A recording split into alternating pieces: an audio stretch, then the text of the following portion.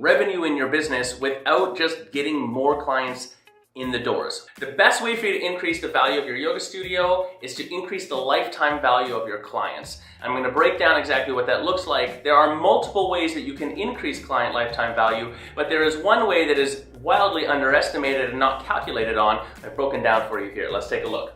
So in Yoga Studio A, we sell somebody a $40 intro, which then upsells them onto a $100 per month membership, and the average that they stay on the membership is 6 months of time, equaling a lifetime value per client of $640. The same thing for Studio B. So at this point, two studios identical running the same model have the same lifetime value, and ultimately you're going to make the same amount of money. If we multiply that by 100 clients, obviously we're using really easy numbers here, then we end up down at $64,000 in total revenue generated from the $640 lifetime value of those 100 clients. Pretty simple stuff, but where the missing gap here is filled in, on Studio B, we have an upsell that's a high ticket item. So I'm using the example of a $1,200 training that might be a month or something long, it's more personalized, or this could be a retreat, it could be a teacher training, it could be anything you want, but it needs to be a higher ticket thing and it's an upsell. Now, you might be thinking right now, yeah, but if somebody's on a membership for $100 a month, selling them $1,200 in another product would be difficult, and you're correct, but here's the key.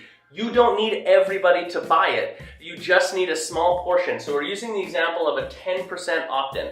Of the 100 people that we're calculating on, that means only 10 people need to purchase this, and the result is we increase total revenue by $12,000. Now, that's 50% of a wage for one of your front desk workers, maybe who's working a part-time job at the studio. It can make a huge difference to your bottom line, or that's your personal family vacation at the end of the year.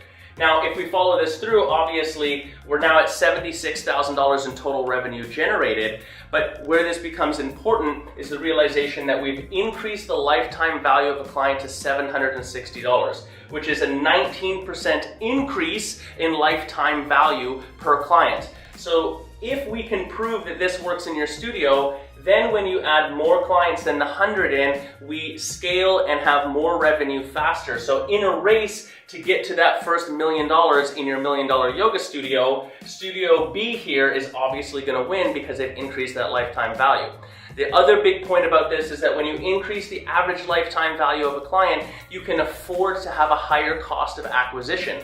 And the one thing about marketing, and this is for another video, it's not the biggest marketing budget that wins necessarily, it's the person who's willing to spend the most dollars to get each individual client. So if you have more lifetime value, you can afford to spend a little bit more to get that person, which means your marketing will ultimately start to win out. But that's for another time. Leave your comments down below. What's the lifetime value of clients in your business? How do you calculate on that? What have you got in place to actually increase it? I'd love to hear what your thoughts are. All right, peace.